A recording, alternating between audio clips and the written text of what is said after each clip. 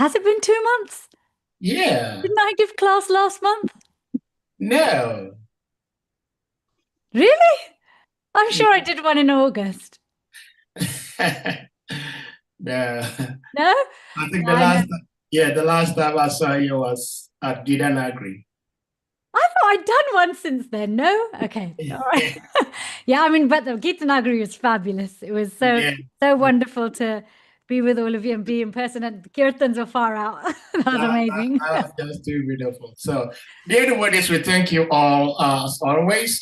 Today is the second day of September 2025, and we are honored to have Her Grace Chidi Shakti Devi with us, who is going to be sharing uh, her wisdom and realization, and also sharing Srila Prabhupada Bhaktivedanta purpose from the Nectarian Srimad Bhagavatam.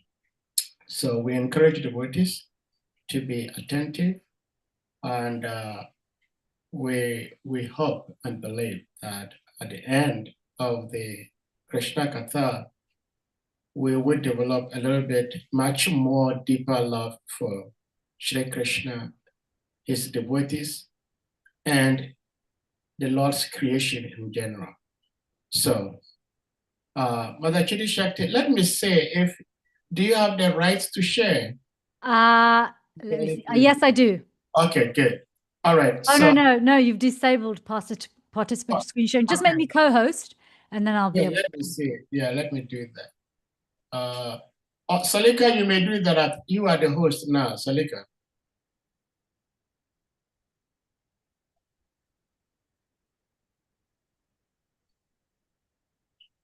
Okay. So now you are. I am? Would Okay. you want me to share or you will share the screen? I can share the screen. I can share. Okay, so you can go ahead. Hare Krishna. Okay. Thank you. Hare Krishna, everybody. Thank you for having me back. So today we are going to be doing, continuing with the third canto of the Bhagavatam, chapter 12, and we'll be covering verses 20 to 22. So I'll recite the verses and then read the purport, and with yours and Srila Prabhupada and the Parampara's blessings, make some comments and then open up to all of you. So I'm going to share my screen so you can all follow. Can you all see that?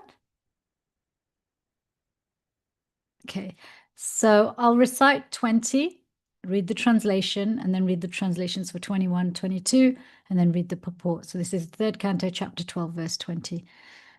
Maitreya vacha evam atma bhuvadishta parikramya giram patim bhadam ityamum amantriya vivesha tapashevanam.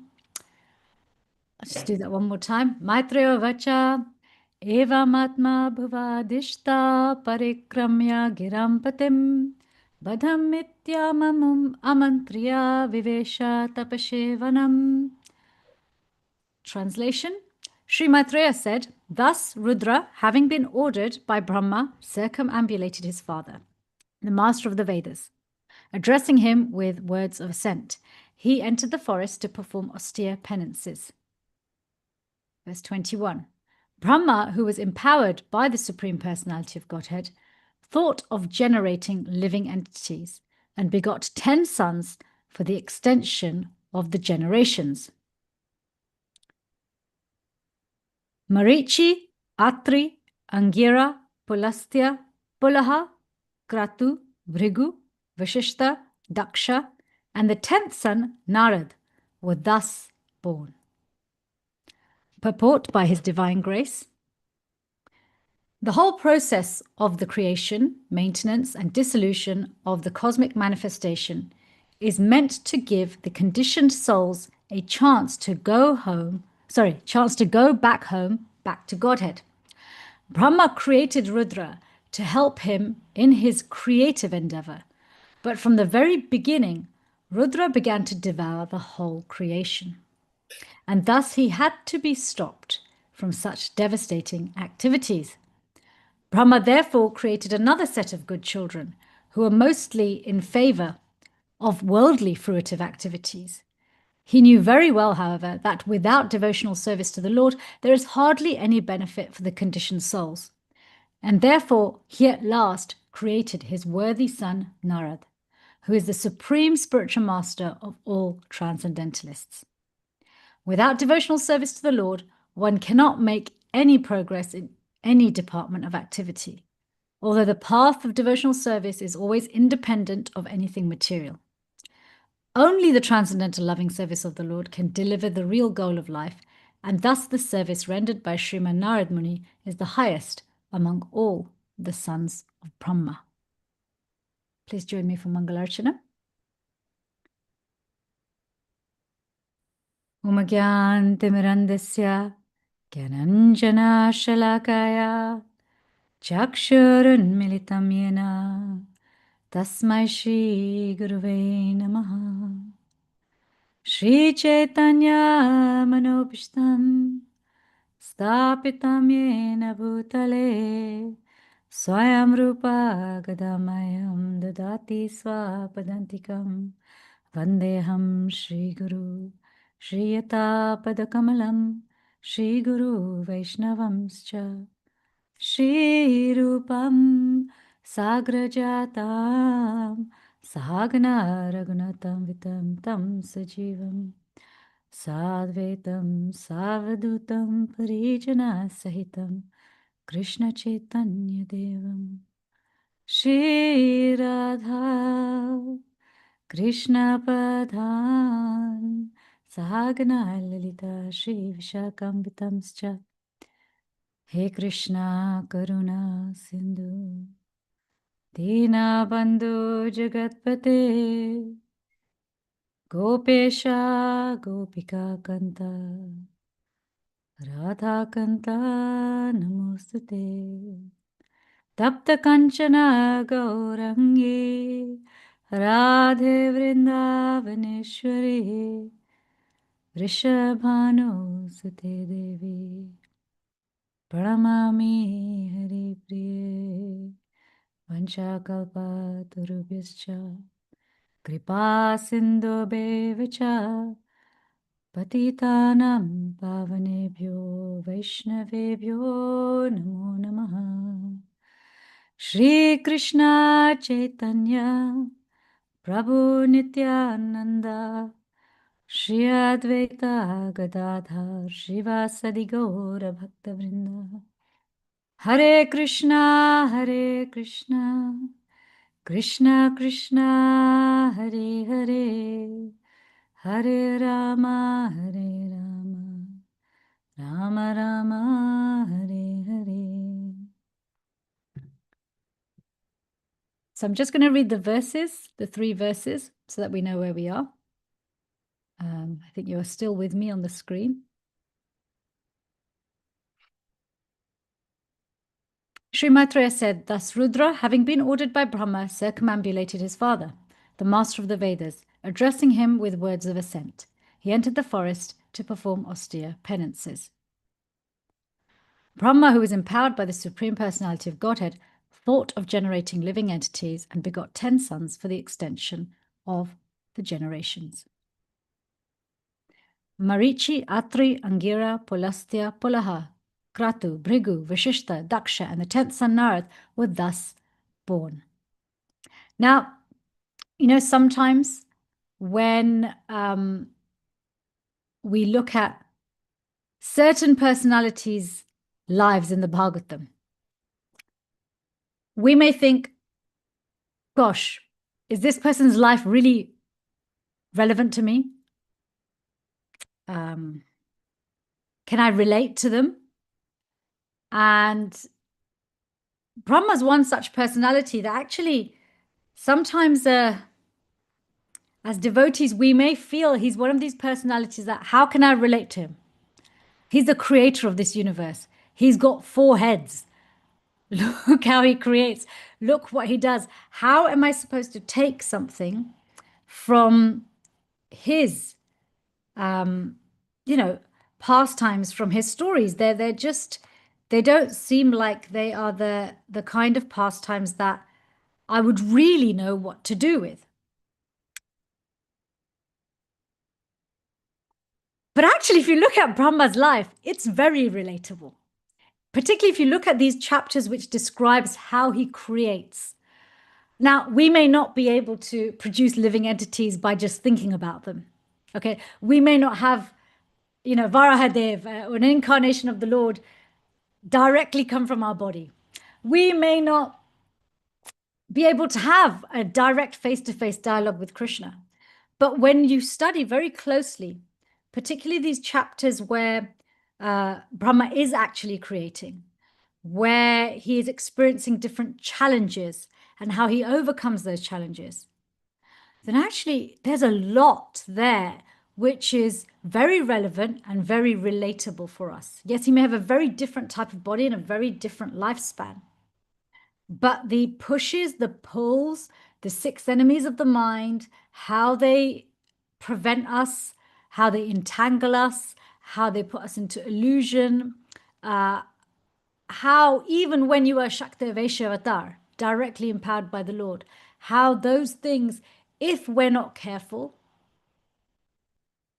if we don't understand our mind and thoughts, how those things can lead us away. And we see this in other parts of Brahma's life. Now, where we're picking up is Rudra's been instructed after having been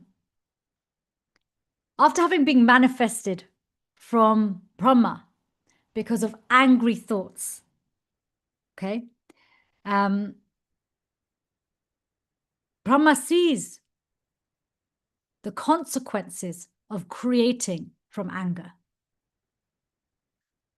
Now, I'm sure you've in the last few sessions covered the power of anger, the destructive aspect of anger, repressed anger, active anger, hot anger, cold anger. I'm sure you've covered so many different things. But this principle of Rudra, see, Brahma's creating, and whilst he's creating, he has to also create creators. But the personality he's created, or the object of his creation, whether that's a person or a planet or an environment, is much more to do with his own consciousness. And this is what this chapter really teaches us. Much more to do with his own consciousness than the end product. So we look at Rudra. Rudra is born of anger. So Brahma's thinking about creating. I've got to create someone who can create more people, more bodies for living entities to embody. But because he's angry, Rudra comes. And we know from the last few verses the devastating effects of anger. If you look at whether it's the personification of anger, Rudra, or what's born of that anger, because you look at Rudra's followers and the beings that he created, anger on its, just something coming from a root of anger has devastating consequences. And so what Brahma has to do is, as well as curtail Rudra, the personification of his anger, he is also curtailing his own anger. Because remember, Rudra is born of Brahma's anger. So that's why he says, you have to go and, perform penance. This is an instruction to all of us that there needs to be a way for us to, when we get angry, because this is part of human conditioned nature, is to experience anger.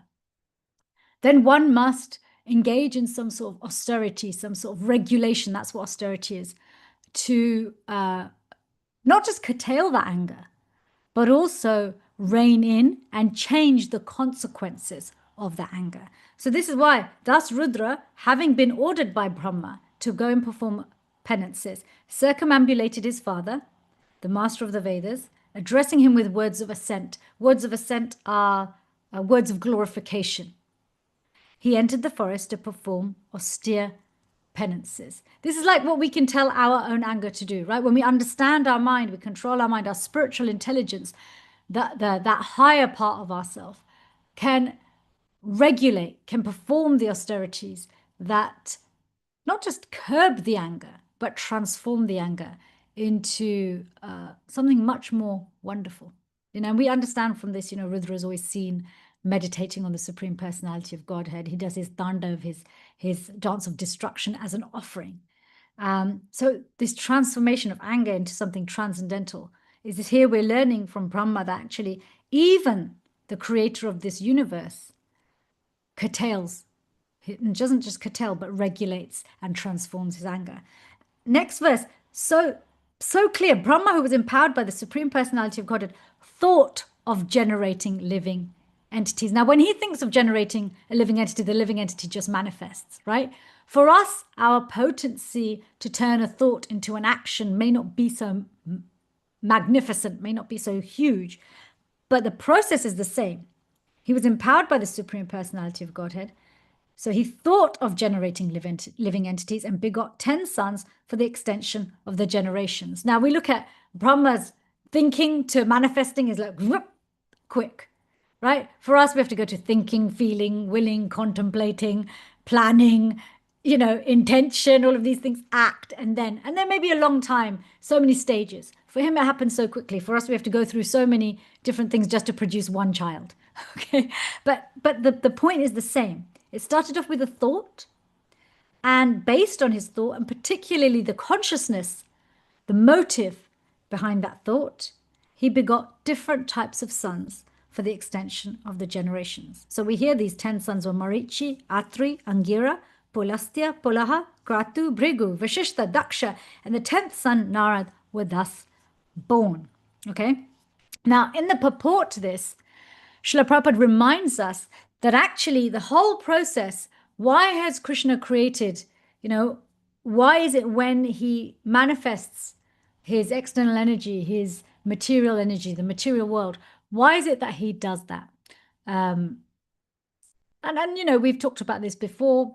Is it a place of reformation? Yes. Is it a place for us to enjoy some, playing God for a little while? Yes. But ultimately, he creates the whole process of creation, maintenance, and dissolution to give conditioned souls a chance to go back. It's an opportunity for us to, it's a passageway, a pathway. So this place doesn't have to be a prison house. It can be a bridge back home. And this is where Shastra is so important, because Shastra is the key to understanding. It's the blueprint to understanding how those very same surroundings of ours, which primarily is our body and our mind, which makes us feel so shackled, can become our escape route. Right? When a prisoner goes into a prison and the front gate is opened and then the doors are opened and they walk down the corridors and they get to their cell, as they're looking down the courtyard, the door, or the passageway, and then finally to their room, they're seeing that simply as a road to being trapped. But when you have the blueprint for the prison, those very same doors, those very same corridors, that same courtyard and that same front gate becomes an opportunity to escape. So this shift that, and we're very blessed and we're fortunate to have Sanatana Dharma, to have this eternal knowledge that is free and independent of any race, culture, age, gender, time, place, or circumstance. It applies to everyone at all times.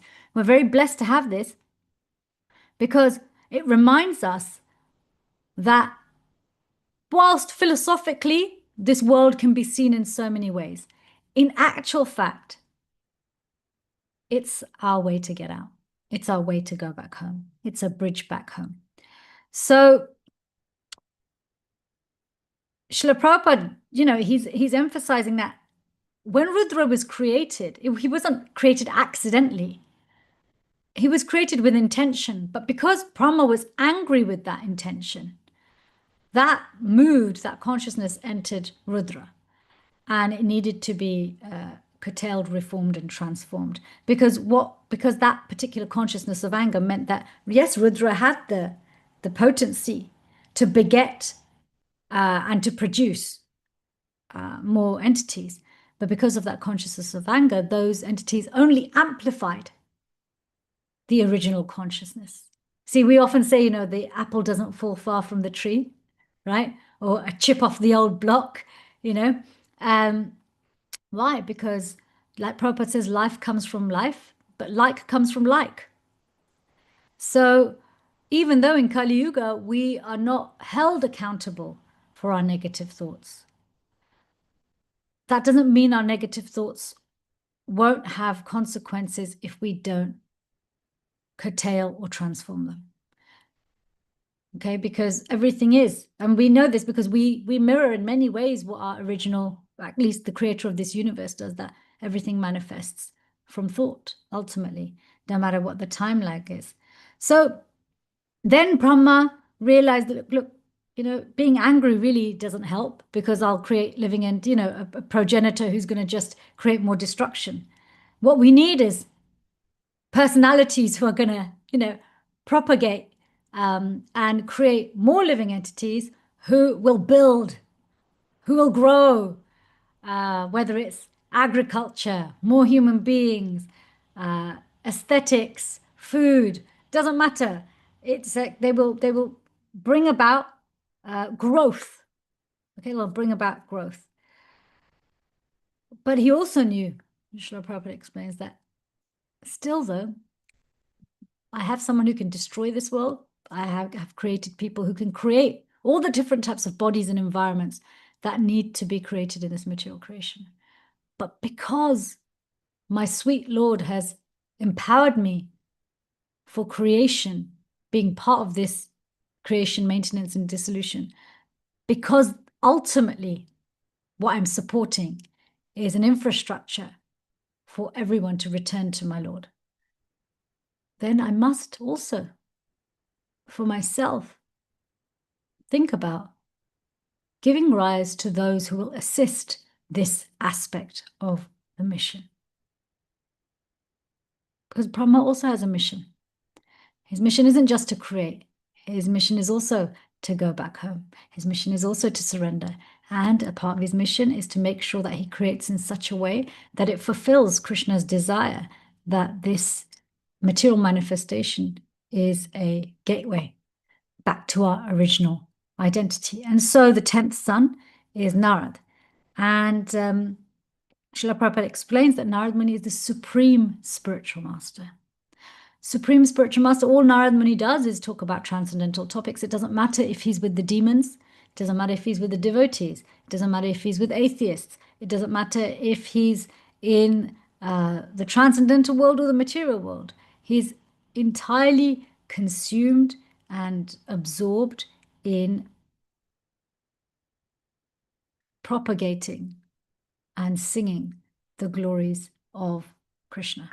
And it's a really, really, really wonderful the way Srila Prabhupada describes him. He says, only the transcendental loving service of the Lord can deliver the real goal of life. And he describes Narad Muni as somebody who can just give that transcendental loving devotional service away as the supreme spiritual master. Another point he makes is that without devotional service to the Lord, one cannot make progress in any department of activity, although the path of devotional service is always independent of anything material. Now, this is really deeper than it sounds, and less confusing than it sounds.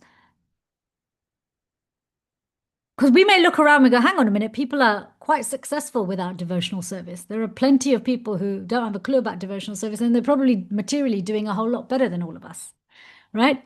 So how is it that without devotional service to the Lord, one cannot make progress in any department of activity? How is that true? Progress and growth is often measured by time. How quickly someone attains something, but more than how quickly someone attains something, how long does their attainment endure, right? Whether it's a movie star or a pop star or a billionaire, yes, being famous is applauded. Yes, being rich is applauded. But when somebody's fame or wealth endures over many decades, they're considered even greater. So this time factor is a very important aspect of Krishna in measuring value and progress. Because, we understand time as a destroyer, we understand time as a grower, we understand time as a shaper, as a modifier. But for the devotee, time is also a protector, because Krishna says there's no loss or diminution on this path. So there's no real progress in any department of activity until time starts acting as your protector. Because when any activity is coupled with the protective aspect of time that comes from devotional service, that activity's benefits outlast this lifetime. Why? Because the same plate of food that's cooked for the Lord, the benefits of that last for eternity. That same plate of food, if it's not offered to the Lord, the benefits last a couple of days at most. Do you see? So one person has made a really opulent meal, doesn't offer it. Another person makes a very simple meal. Now, on the surface, it looks like, gosh, this person eats like a king. Amazing. They've made so much progress. Not offered to Krishna, done after a couple of days of nutrition. Person who's made the simple meal doesn't look like much progress, but the effects of that prasadam are eternal. So this point of one cannot make progress in any department of activity, that's a fact. If we actually look at time in the big scheme of things and look at time as more than just the here and now. Look at the time factor and its impact on the body and the mind versus its impact on the soul. It's a protector of the soul. So this point of devotional service is very, very powerful. And I'm going to come back to that because actually really the whole 3 verses, they kind of come full circle in one sense. Because if you look at this idea of, Brahma's thoughts and how his own thoughts are also his offering to the Supreme Personality of Godhead. They are his love offering, right? What he thinks, whatever he wants to create, he just thinks about it and it happens, whether it's a person or a planetary system. But it's his consciousness, his purpose that he's ultimately offering. Brahma, before I go into the next bit, and you're going to come to these verses later on as Brahma is creating, he has to encounter these different enemies of the mind. He also gets lusty desires towards his daughter. Now, Prabhupada explains this happens before he hears the 4 verses of the Srimad Bhagavatam from the Supreme Personality of Godhead, because he says once he's heard those 4 verses, he becomes completely pure. But prior to that, he's affected by his own products. We get affected by our own products, right? We get affected by that which we create. So does Brahma. Relatable. He may be the 4-headed master of this universe, but he's relatable. And so it's interesting because in that pastime, and I don't want to go into it too much because the devotee is going to handle that side. I'm sure they want to say more. But it's described how he doesn't actually act on that desire. He doesn't actually do anything. He's stopped by sages who explain to him, what are you doing? They don't criticize him. They don't reprimand him. They try to appeal to his intelligence. Even though lust is so consuming, they try to appeal to his intelligence. He realizes his mistake and it describes how he gives up his body. Now, the way it's described is he gives up his body as in he gives up that consciousness. There's a death. We have this phrase, die before dying. And dying before dying is so much about killing off the parts of us that are no longer useful. So he knew the lust wasn't useful. So he killed it. And it describes how as he renounces that body, it becomes just a dark fog. Because that's what lust is. It's a dark fog of ignorance. So this lesson we learn from Brahma, that whatever we're empowered to do, whatever your service is in this planet, within the movement, outside of the movement, whichever varna, whichever ashram, it doesn't really matter. We are all engaged in some level of creating something. Whatever we are producing is born of thought and consciousness. What's the purpose going behind that creativity? Who's it offered to? How am I feeling? Our emotional state is so important. We hear about this even in Garbhadan Sanskar, right? Whatever and consciousness isn't just, am I thinking of the Supreme Personality of Godhead? But what emotional state are you thinking of the Supreme Personality of Godhead? Happy couples attract happy souls. Happiness isn't just something you can switch on for the 5 minutes before the sanskar, It's a process. Health of relationships, emotional health is really very important. Krishna consciousness is a very emotional process. A relationship with Krishna is based on rasa, on feeling. Relationship is born of feeling.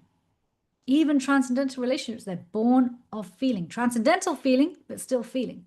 So when we say consciousness, we say awareness. Consciousness also means thoughts. Consciousness also means emotional state. It means all of those. It's not either or. It is all of those things. So we're really seeing this in Brahma's life and then the way he creates.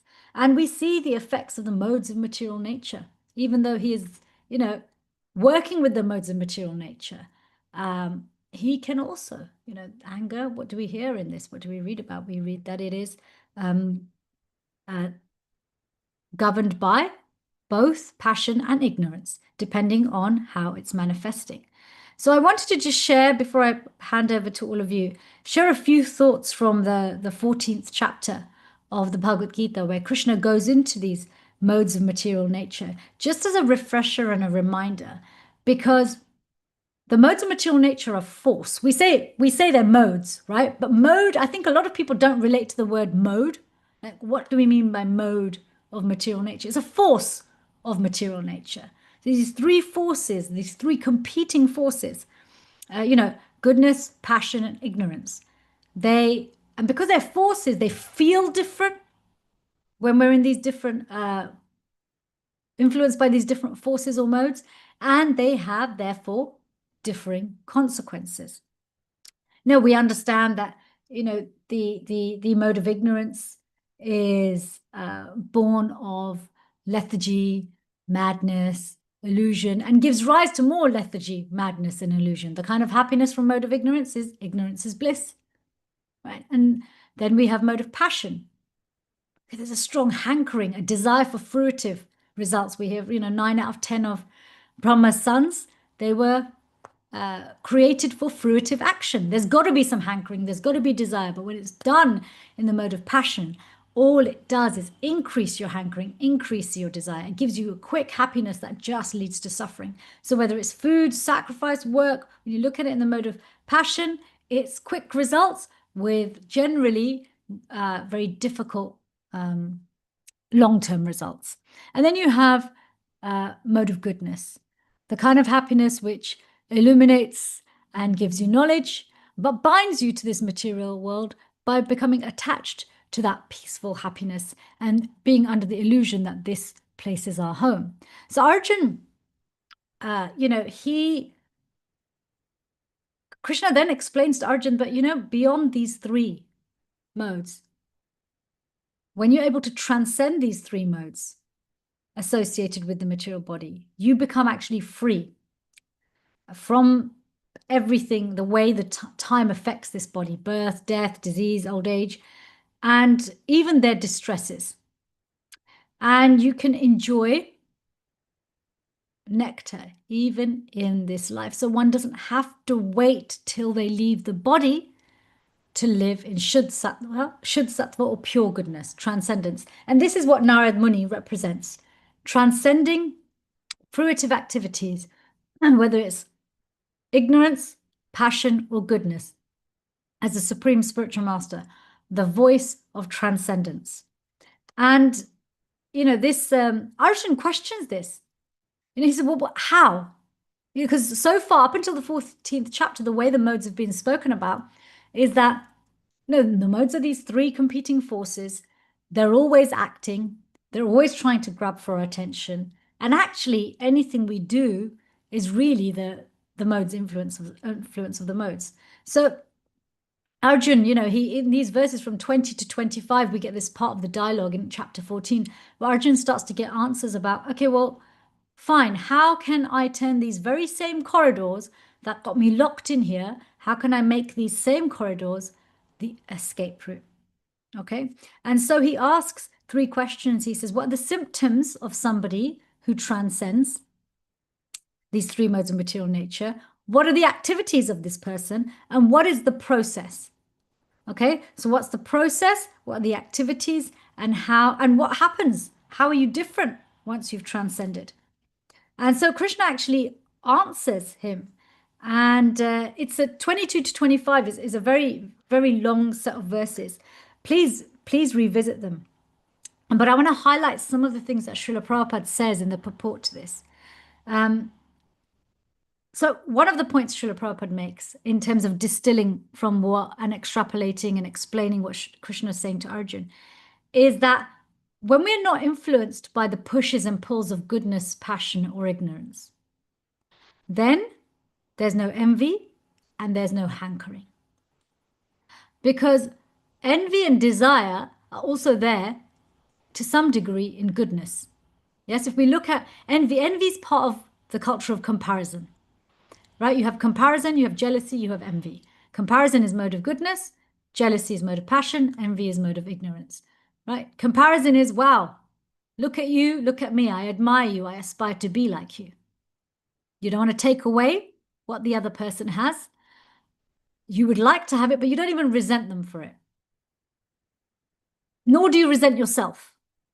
It's aspirational. Then we have jealousy. I want what you have.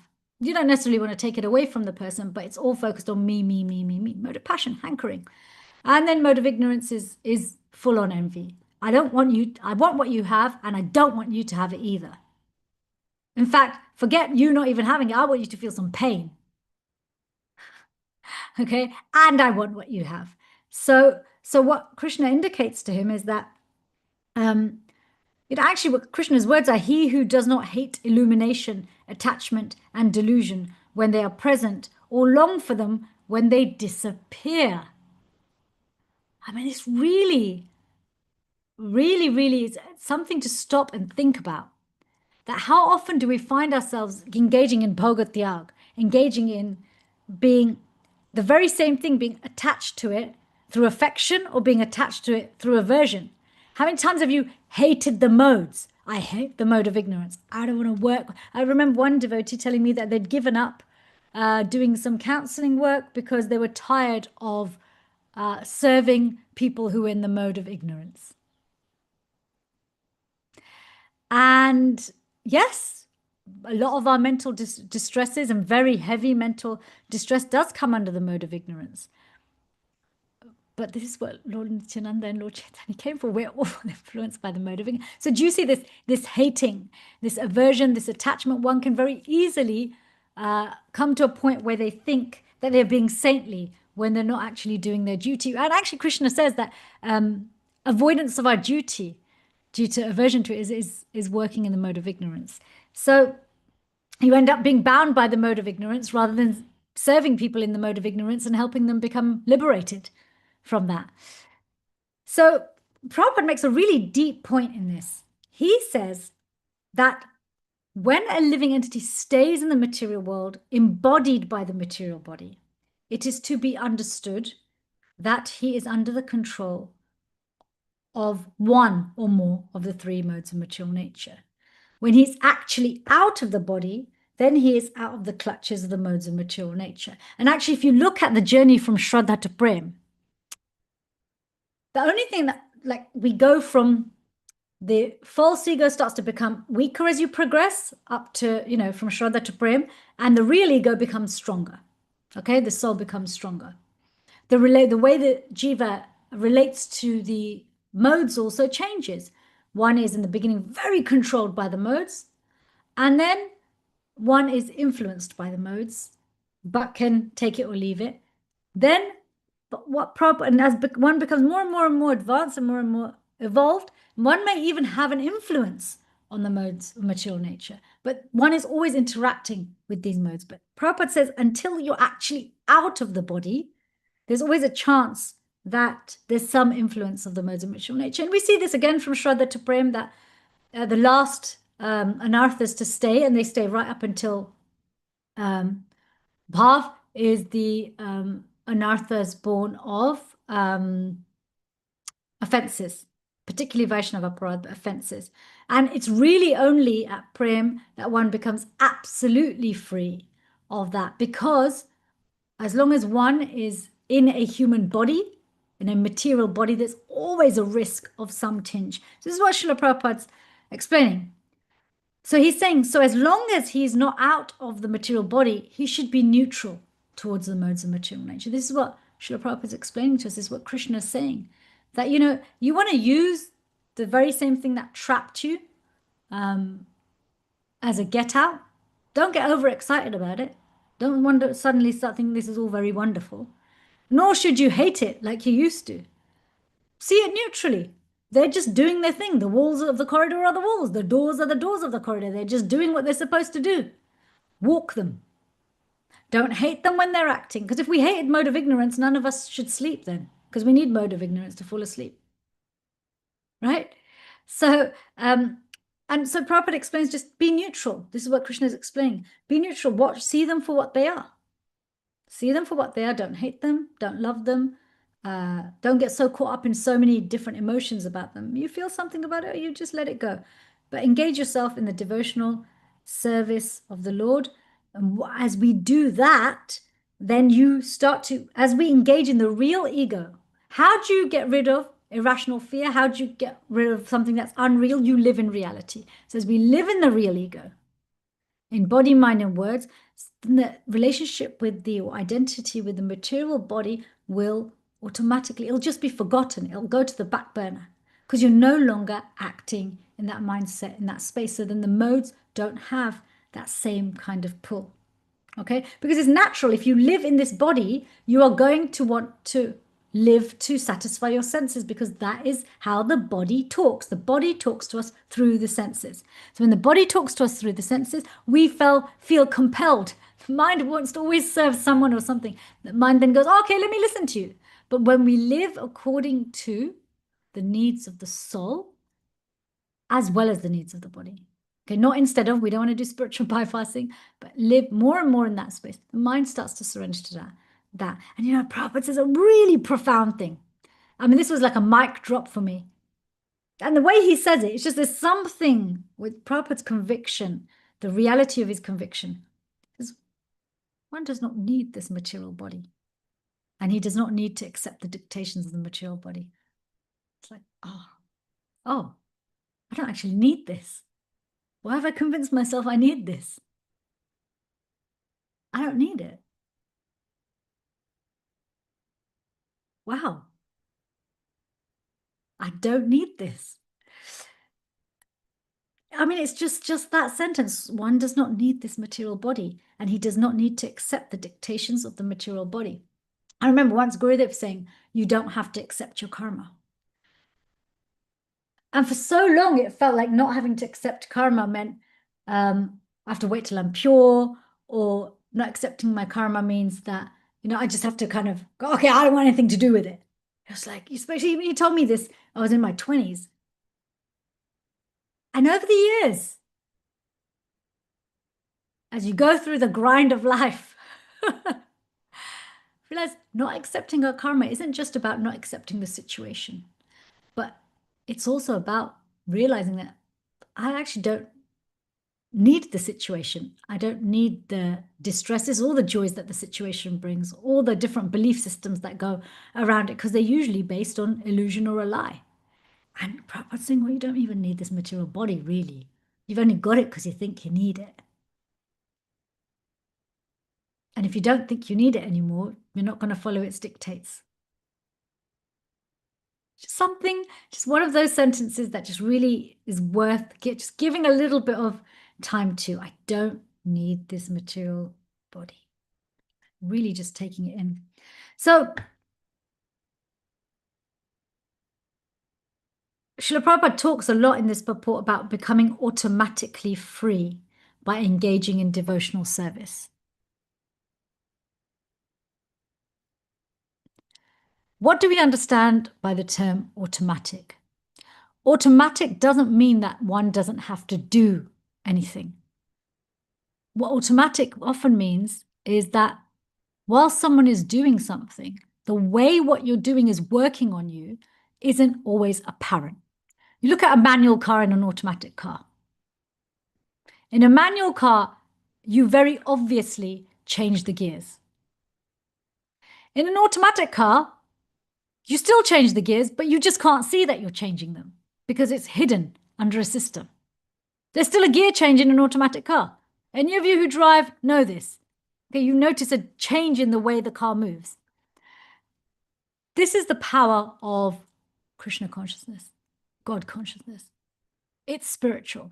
It's working at level. Unless you're operating on that level, it's experienced as automatic.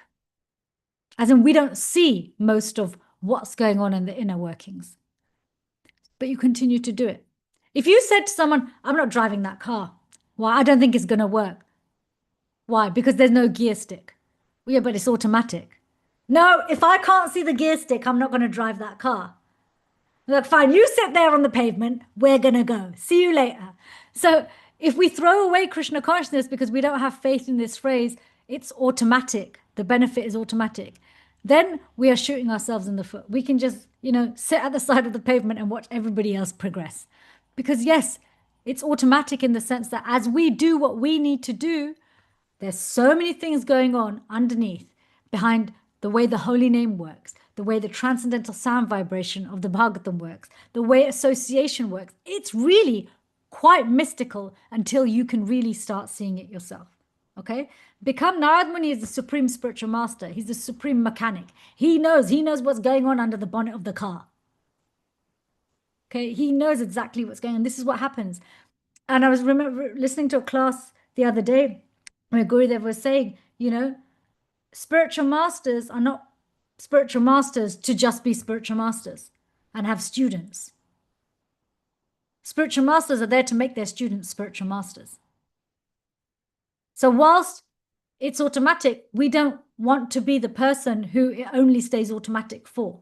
We want to be able to see the beautiful glory that goes on under the bonnet of the car and then help other people with it.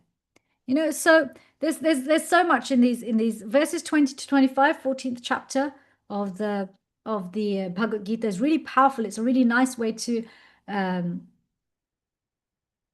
look at it's a really good way to look at what's going on for Brahma here, because we may think that Brahma's process is different to ours, it's mystical, he's a different type of entity. But actually, if you look at the modes of material nature, ultimately thoughts, feelings, and motive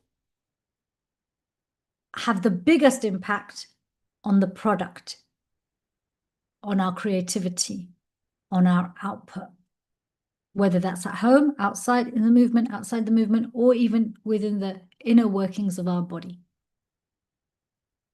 And the best thing we can do is whatever thought we have, whatever emotion we have, whatever desire we have, we couple that with the process of devotional service, even when it doesn't seem obvious to us how the process is working.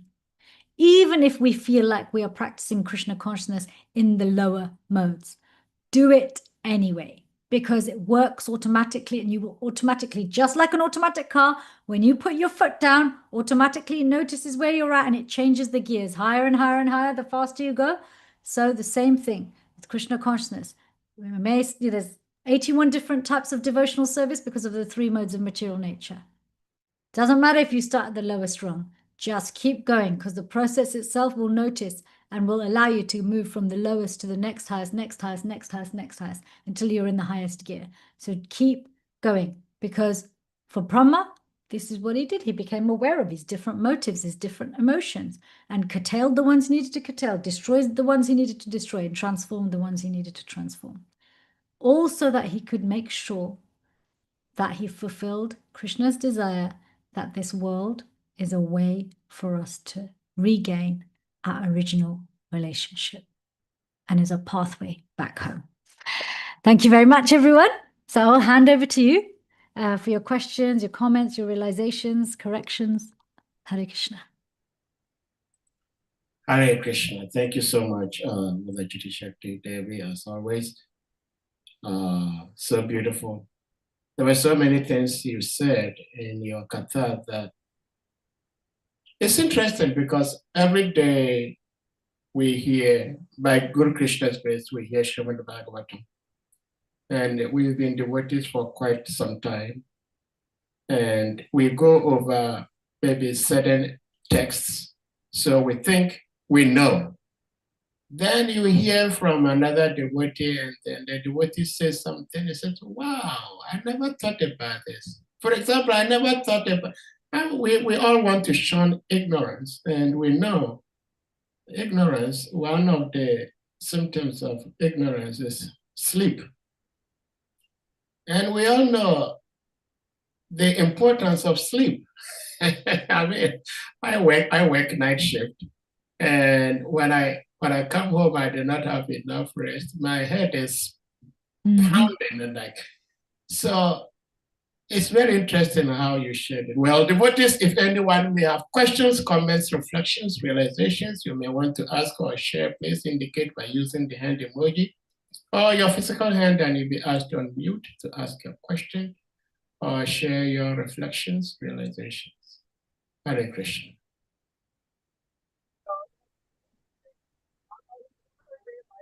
Well, if I may start my question, maybe others may also come later on. That is, we have thinking, willing, feeling. Krishna has them. And because we are parts and parcels of Krishna, we also have them. But I've heard from some reputable devotees in our precious movement who say that, what is the value of your thinking? What is the power of your mind to think of anything? Don't think, just act. But here we're seeing Lord Brahma, who is the father of our Sampradaya, the head of our Sampradaya, he was given the task of populating the universe. And he had to think how to do that. Krishna did not say, do this, do that. Krishna told him, okay, I want you to take care of the universe. And he had to think. So my question is, where is this coming from that some people, and not just exclusive, say ordinary people, very elevated, highly elevated devotees say to devotees that do not think, what is the use of your thinking?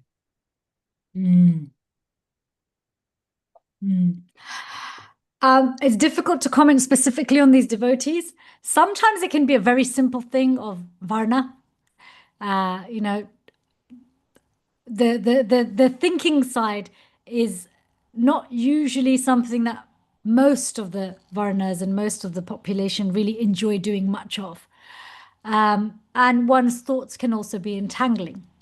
So either the personalities who say this themselves do not enjoy it so much, or they maybe are speaking to people who they see that their thoughts get them very, very entangled. The other side could also be just in relative terms, just remembering that, yes, our thoughts are useful, but if our thoughts are destroying us, then we also then need to understand, well, how much am I going to continue to try to engage these thoughts? So let me give an example. The soul is higher than the mind.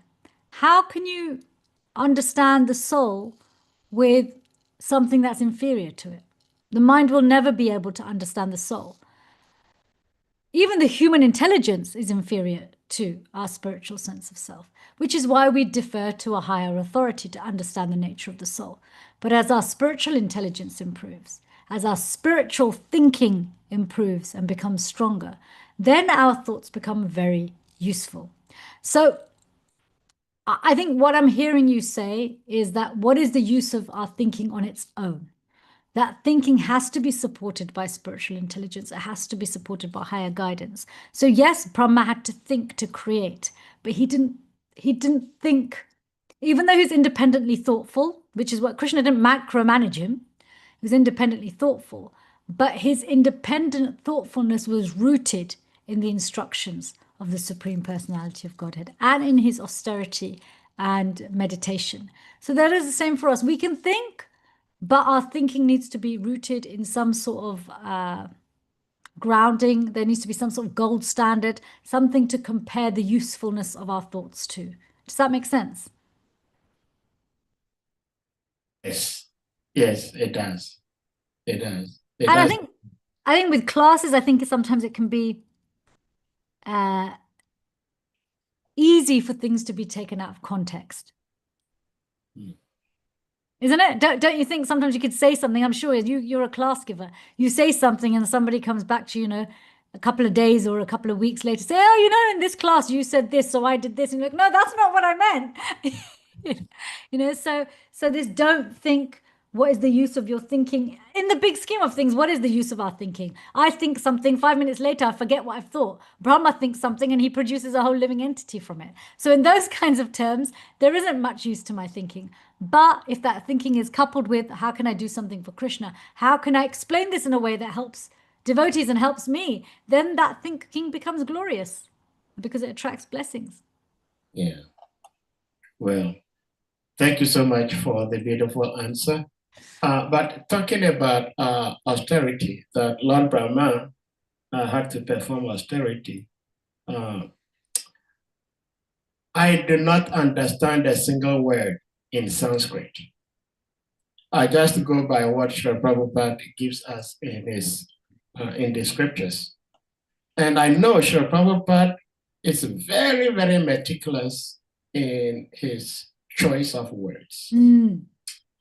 And I would like to put something on the screen here to help ask my question, and also probably to give you a better idea as to why I'm asking this question. That is where Srila Prabhupada oftentimes translate tapa, tapasya, tapase as penance. And penance is voluntary self-punishment inflicted as an outward expression of repentance for having done wrong.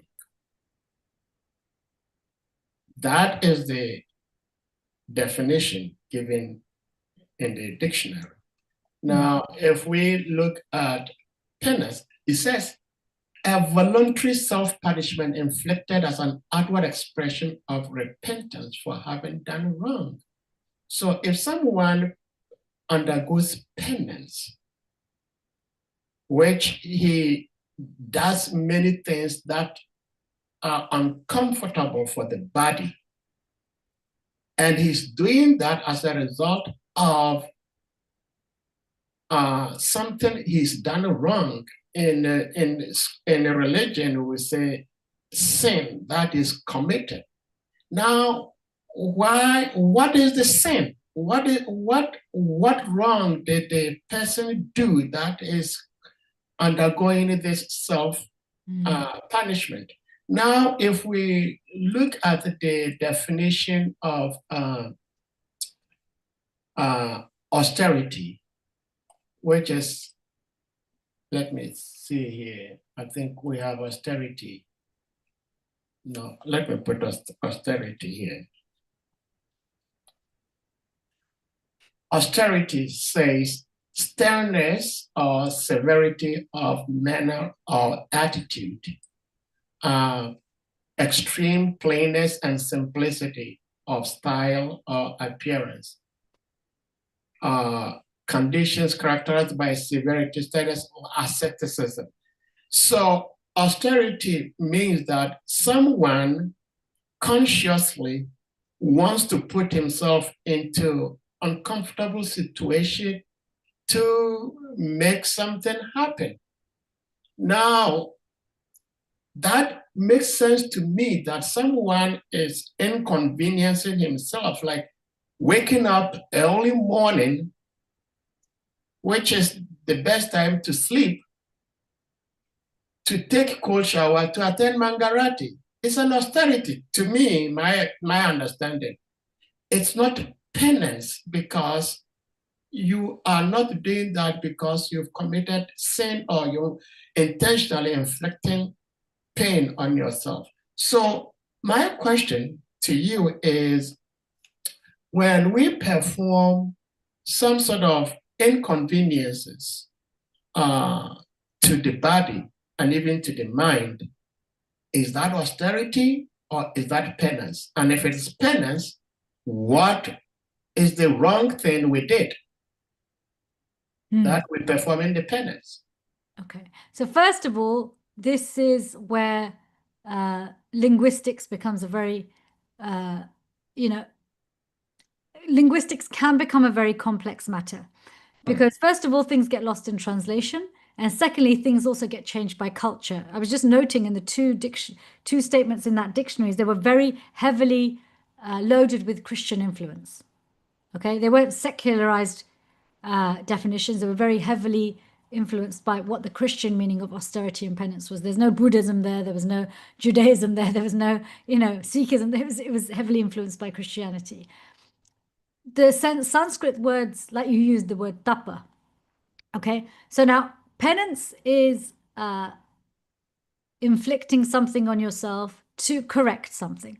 Okay, and you said austerity is voluntary restriction, which is Prabhupada says, voluntary restriction.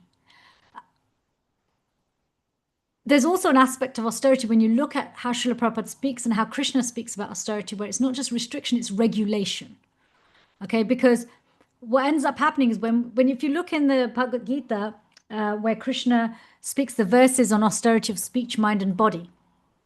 Okay, the austerity of speech, mind, and body is really it's guidelines on how to regulate your body, mind, and words in a way that it aligns with the soul, which actually will feel uncomfortable for the body, mind, and words until the body, mind, and words align with the soul.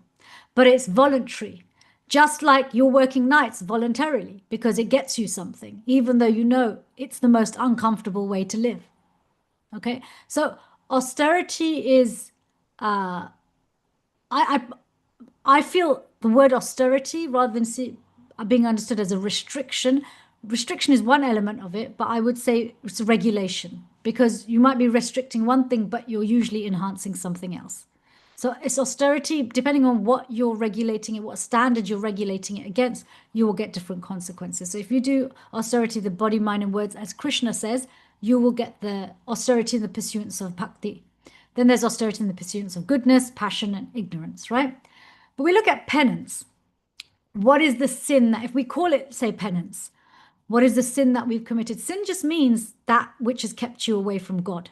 That's all it means. It's not about bad or good. And we understand from Anartha Nivriti, and Anartha is the science of Anarthas, that both pious, the results of pious and impious activities, keep us away from the Lord. So they're considered sin. If you look at the Latin, the root word, what it means. So what is the wrong that we've done? Wrong, I think, is a bit of a stretch. Even Krishna doesn't say it's wrong.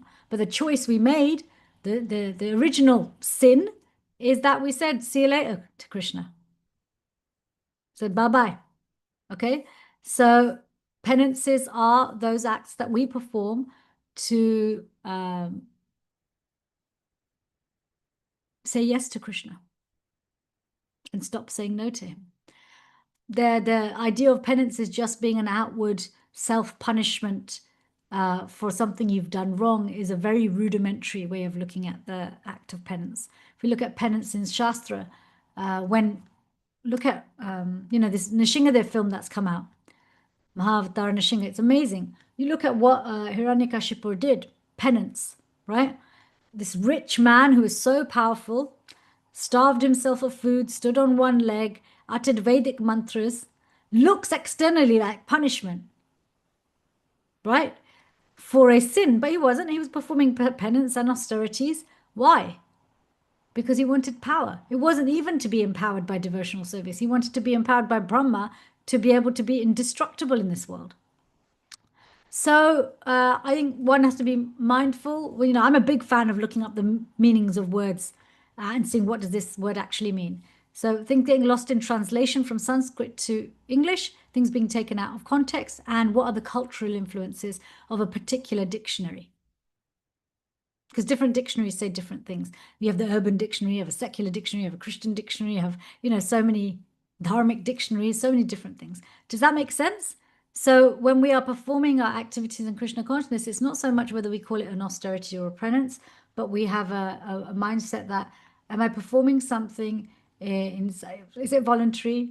What gold standard am I regulating it against?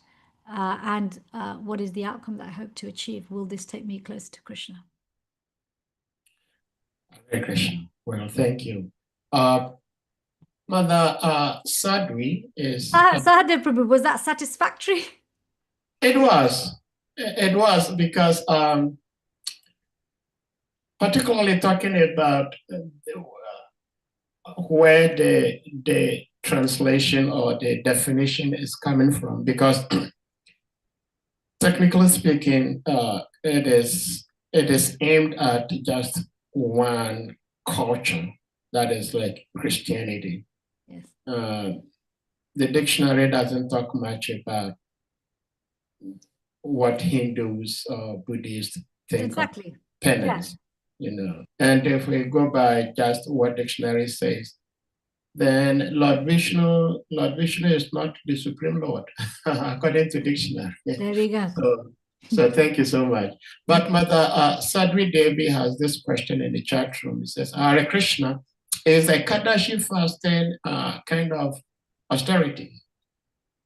A Kadashi. Is a Kadashi? Yes, unless you love not eating grains, then unless you dislike grains, austerity. Yeah, Kadashi is an austerity. You're regulating your eating in line with Krishna's instructions. You are regulating your time in line with Krishna's instructions, because Prabhupada explains there's different standards on Ekadashi. You want to follow Ekadashi to the highest standard. Then he says, particularly if you have a day where you've cleared your day of service, then Ekadashi can mean no water, no prasadam, staying up all night, and you spend the whole day reading and chanting.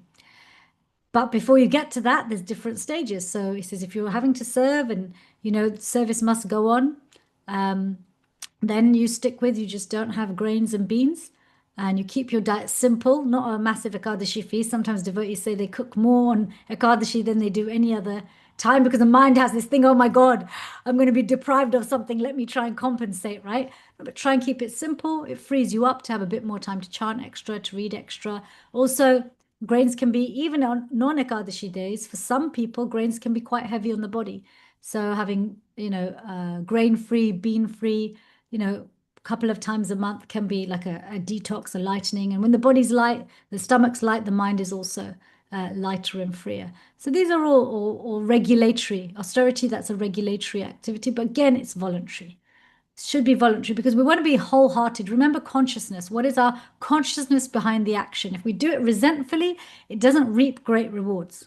It's really influenced by the mode of ignorance. So whatever austerity we perform on Ekadashi, we should do it wholeheartedly, not resentfully, not faithlessly, but like, okay, this is how much I can do today, and do it happily. Don't do it because everybody else is, if a group of people are saying, yeah, we're just going to stay up all night and chant and read, and we're not going to eat anything or drink anything, and we're going to do nothing all day. Don't just join them to compete, because then that's mode of passion. But if you're going to do it wholeheartedly, wholehearted means I'm willing to take the rough and the smooth. I want the benefit of this, but I'm also willing to tolerate the pain that comes with it. So yeah, wholehearted means we're all in for all the consequences. Wow, beautiful.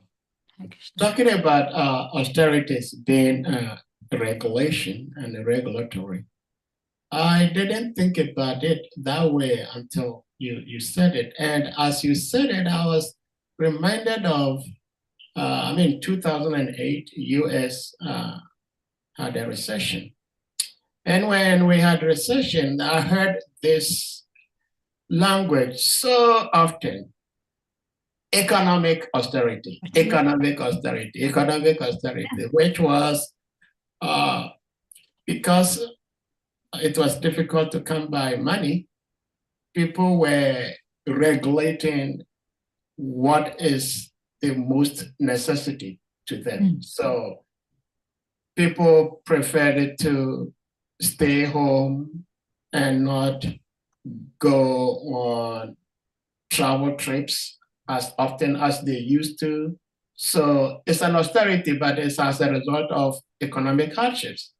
But they are regulating. Yes. So it makes sense to me. I say, wow, I never thought about it that way, but thank you for saying that. No, it just changes, doesn't it? When you understand a word in a more sophisticated manner, it helps us to have a more empowered mood. If we think of austerity as, oh, it means not enough, then you feel defeated. When you think of austerity, okay, it's regulation. Kind of feels like, oh, great, regulation feels good, Yeah. I would like to call on somebody. Gol Prabhu, do you have something to ask? Gol Prabhu is also a UK fella. UK fella.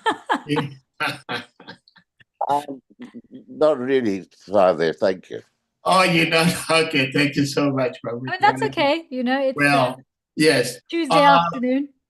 If no one has anything to ask, say, then we may call this Call it a day.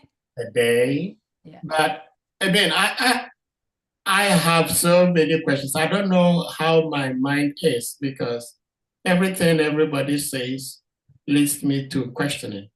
But I think I'm satisfied with the questions I've asked so far. Okay. And they are enough for me to contemplate on and try to live by them. And so I would say thank you so much. And if you may have a concluding remark, please, you may do so. My concluding remark is don't underestimate the power of your thoughts. You know, as Srila Prabhupada says, one must learn to see Krishna's presence in every experience, every event, every thought, every feeling, as it is all a communication from him. Wow. Well, even though you shared this beautiful concluding remark, but I think it might probably not be the concluding remark in the sense that there is a very beautiful philosophical question in the chat room. And it's coming from Janita Mesuria. Should I read out? Would you say real Krishna consciousness or awareness is affiliated to the feminine energy or the heart, the right side of our brain, holistic, non-verbal, sensory, above and beyond the words that escape our lips, irrespective of whatever intention we may have? Real Krishna consciousness is affiliated to our transcendental nature. When we're talking about the feminine energy of the physical heart, the emotional heart, the right side of the brain, we are, and even senses, verbal, non-verbal, we are still talking about the physical or the metaphysical. And actually, our Krishna consciousness is beyond the binary nature of feminine and masculine. Actually, it's the complete union of the masculine and feminine, which is why we are lovers of the divine couple and not just Krishna. So yeah, it's not that real Krishna consciousness comes from the feminine. Although if we get into transcendental femininity, then yes, Srimati Radharani is the origin of all transcendental femininity. And we're all transcendentally feminine, regardless of our form. She is the queen of devotion. So yes, complete union. Thank you, Janita. See, Mother Judy Shakti, since you are a medical doctor, isn't it explained in biology that all sexes at some point are female and at some point some tend to become male? So when there's development of the embryo, so if you look at, I mean, I don't know how many of you are interested in this. So female genetics is 2 X chromosomes, male is X and Y. Yeah. And yes, there's a shift during the embryonic development. But the thing is, if you look at this whole masculine, feminine thing, there's social, male and female, right? And we know society's trying to make it more of a spectrum rather than keep it binary. And then you've got physiological masculine and feminine, again, based on biology, based on genitals. Then there's psychological masculinity and femininity. And actually, if you look at human psychology and the brain itself, it's actually androgynous, because masculine and psychological masculinity and femininity is there in both men and women. Men hold 50% of the feminine energy on this planet, and women hold 50% of the masculine energy on this planet. So actually, wholesome, happy, well-integrated people have a good balance of whether you call it their masculine and feminine energy or their right brain and their left brain. So the more subtle we become, the less binary things are, right? So society and the physical body are very gross. So there's more polarity. And you can say this not just about gender, you can say this about anything. Then when you get to the brain, there's less, okay, it's right and left, but it's still the same brain. Then you go into the metaphysical mind, which is the thinking, feeling, willing, subtle body side of things. And you've got even less polarity. And then you go to the soul. And there it doesn't matter if you are a cowherd boy or a cowherd girl, a cowherd man or a cowherd woman. Your nature in terms of transcendental nature is Prakriti. And Krishna being the Purush and all his avatars being the Purush. So Purush means protector. Purush means protector. Sometimes people say Purush, say, oh, Krishna is the, ultimate Purush, the only enjoyer. But he's also the ultimate protector. So we love to be protected. We love to be loved. And so, yeah, this whole polarity thing, right brain, left brain, societal binary thing, it's I think it's just another distraction for people. Because actually, ultimately, being equal doesn't mean we have to be the same. And Krishna knows very well we are all completely different. It is what gives him so much joy. But we are all of equal value to him. As Prabhupada says, Krishna has no favorites. So I think those are the closing words. Krishna has no favorites. Yeah. Well, thank you so much. I think what's the name? Ms. Surya affirmed what you were saying in the Janita, yeah. Yeah, it says she was talking about the yin and yang. So we need both. Absolutely. In fact, I was just within ourselves. Yeah, I was just listening to Sri Prabhupada before we started this class, and Sri Prabhupada was saying that Krishna also enjoys to be controlled. Absolutely. So we say that we are the controlled. Krishna is the controller, but he also likes to be controlled. So the two things are all there. So thank you so much. Yeah. Thank you very much. Thank you, everybody. We're going to humbly request you all to kindly unmute yourselves, and we all chant Hare Krishna Maha Mantra to express our deepest appreciation to our beloved speaker, a great Dr. CITI DEVI, for sharing her love and wisdom with us all today, and of course, as always. And we are very much privileged to be here. And what I personally always pray is that I should not just be a listener, but a doer. So as beautiful as we've heard, we pray that we can put these words into action. So and we all unmute and then we chant Hare Krishna, Hare Krishna, Hare Krishna, Krishna Krishna, Hare Hare, Hare Hare Rama, Rama, Hare Rama Rama, Hare Rama, Hare Hare Hare. Hare.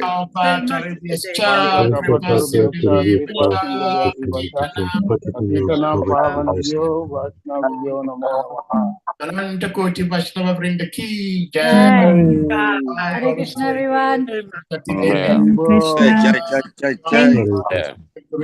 you for the nice class. The wonderful class. Hare Krishna, Hare Krishna, everyone. Hare Krishna. Hare Hare Bol. Hare Krishna. Hare Krishna. So devotees, we thank you all as always.